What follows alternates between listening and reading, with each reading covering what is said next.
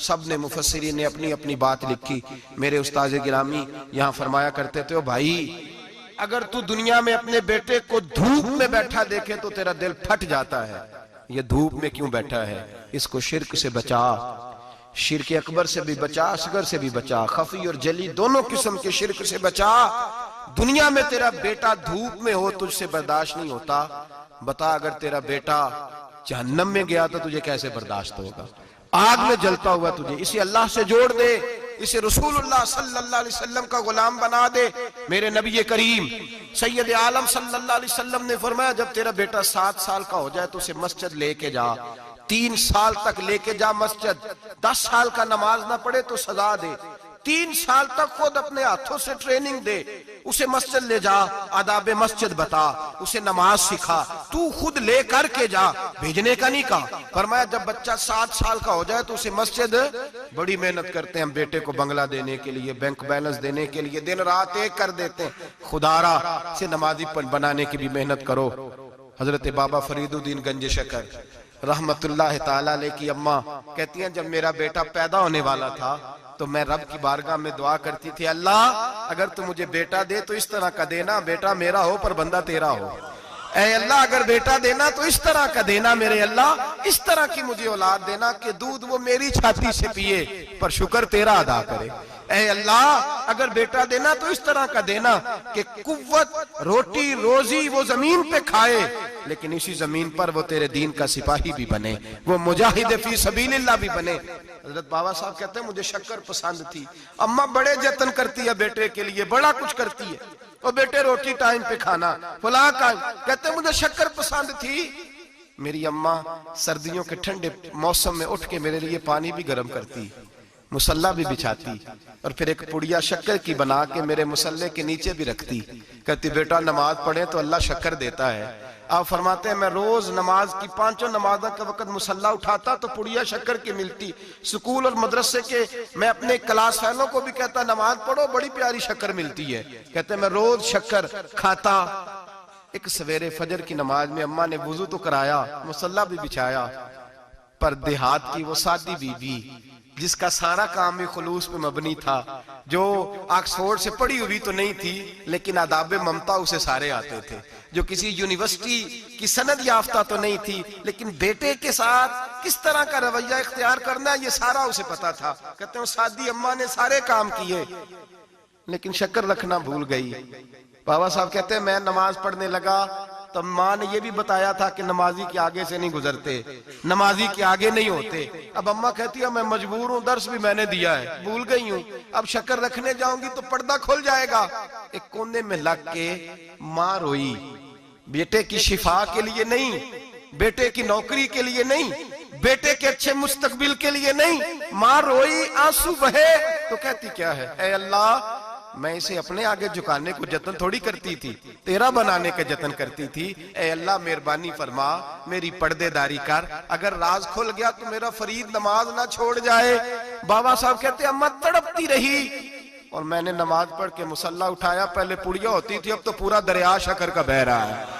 फरमाते हैं मैंने वो उठाई शक्कर खाई और मैंने चीख के कहा जल्दी आ, आज बड़ी लजीज है, आज शक्कर कोई अनोखी है। और आज तो कमाल शक्कर दी है मेरे अल्लाह ने, एक पुड़िया की जगह पूरा दरिया बह रहा है। बाबा साहब रहमतुल्लाह अलैह फरमाते हैं मेरी अम्मा आई और मेरी अम्मा ने बाजू खोले तो माँ की ममता ही बताती है कि अल्लाह की रहमत किस तरह की होती है। कहते मैंने अम्मा के सीने से लगा तो अम्मा रो के कहने लगी बेटे पहले मैं शक्कर देती थी, आज शक्कर बनाने वाले ने शक्कर अता फरमाई है। सारी जिंदगी पेशानी से सजदे का नूर नहीं गया, सारी जिंदगी वो लज्जत इबादत नहीं गई, इसलिए कि उस्ताद ने डंडे से नमाजी नहीं बनाया था, इसलिए कि पीर साहब ने ये कह के नमाजी नहीं बनाया था कि नमाज पढ़ोगे तो रोटी में बरकत हो जाएगी, इसलिए कि अल्लामा साहब का वो बात सुन के हम नमाजी नहीं बने थे कि जिस नमाज में बताया जाता है कि बीमारियां खत्म हो जाएंगी नमाज पढ़ने से। अम्मा ने रब से जोड़ने के लिए नमाजी बनाया था। सारी जिंदगी बाबा साहब कहते रहे उठ फरीदा सुते आ, झाड़ू दे मसीह, चल हुण उठ फरीदा सुते आ, झाड़ू दे मसीह, ओ तू सुता है रब जागदा, तेरी डाडे नाल परीत। सारी जिंदगी नमाज का, नमाज की ट्रेनिंग देना, अपने बच्चों को अपने रब से जोड़ना, अपने बच्चों को अल्लाह के साथ उनका ताल्लुक बनाना, उनको रब वाला बनाना, उन्हें रसूल पाक का गुलाम बनाना, ये ड्यूटी है माँ बाप की। एक बहुत बड़े मुहद्दिस हैं, इतने बड़े मुहद्दिस हैं कि मेरे नबी करीम की मस्जिद नबवी में वो हदीस के उस्ताद रहे। हजरत रबिया बिन अब्दुर रहमान नबी पाक की मस्जिद नबवी में हदीस के उस्ताद हुए। और हजरत हसन बसरी जो जनाब अली के शागिर्द हैं, वो भी हजरत रबिया के शागिर्द हुए। हजरत इमाम मालिक जो 70 साल तक मदीना और मक्का में हदीस पढ़ाते रहे, वो भी हजरत रबिया के शागिर्द हैं। इनके वालिद का नाम था अब्दुर रहमान फरोग। तारीख बगदाद में लिखा है कि बनु उमैया के दौर में, ताबीन के जमाने में जनाब अब्दुर रहमान बिन फरोग घर से चले गए। एक रवायत है बच्चा छोटा था, एक रवायत है बच्चा अभी माँ के पेट में था, जिहाद करने चले गए। उस दौर में यह जिहाद होता था कि एक इलाका फतह किया तो मुसलमान अगले इलाके में चले गए, अगला फतह किया तो अगले इलाके, एक के बाद दूसरे लोग पलट के नहीं आते थे। हजरत अब्दुर रहमान गए, 30,000 दिनार बीवी को दे गए, कहने लगे संभाल के रखना। और जिहाद करने निकले तो 27 साल तक घर ही नहीं आए, और 27 साल के बाद आए तो हजरत रबिया मुहद्दिस बन चुके हैं, मस्जिद नबी में हदीस के उस्ताद हैं, बेटा बहुत बड़ा शेख बन गया। वापस आए, हाथ में नेजा है, काली दाढ़ी थी सारी सफेद हो गई, वजूद बड़ा तगड़ा था, कमजोरी आ गई। आए, नेजा पकड़ा हुआ है, घोड़े पे बैठे हैं, मदीना मुनव्वरा में घर है, दरवाजे पे दस्तक दी। हजरत रबिया ने दरवाजा खोला, अंदर दाखिल होने लगे तो कहने लगे बाबा तू किधर घुसता आ रहा है? किधर? उसने कहा तू पीछे हट, तू मेरे मकान पे कब से कब्जा करके बैठा है। बात तेज होने लगी, आवाज थोड़ी बुजुर्गों की बुलंद होने लगी तो अंदर से जौजा ने सुन लिया। वो दरवाजे की ओर से देखने लगी तो पहचान गई, कहने लगी रबिया पीछे हट जा, ये कोई गैर नहीं है, तेरे वालिद गिरामी है, ये तेरे वालिद है। अंदर आए, बाप बेटा मिले, असर की नमाज का वक्त हो गया, बड़ा रोए। 27 साल के बाद बाप लौटा, 27 साल के बाद बड़े रोए। नमाज का वक्त हुआ तो हजरत रबिया जल्दी से वुजू किया, मस्जिद नबवी शरीफ चले गए। जनाबे अब्दुर रहमान फरोग ने अभी खाना वाना खाना था, खाना खाने बैठे तो हुक्म देखे शौहर क्या करता है।